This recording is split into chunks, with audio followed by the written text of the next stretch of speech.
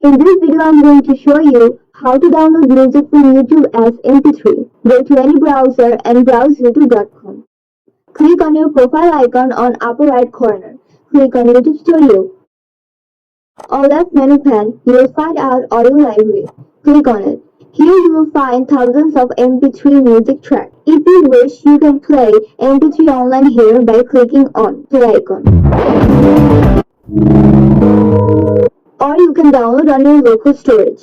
To download, hover the mouse pointer on music track and you will find download icon. Click on it, or when you play the music track, you will find download icon on lower right corner.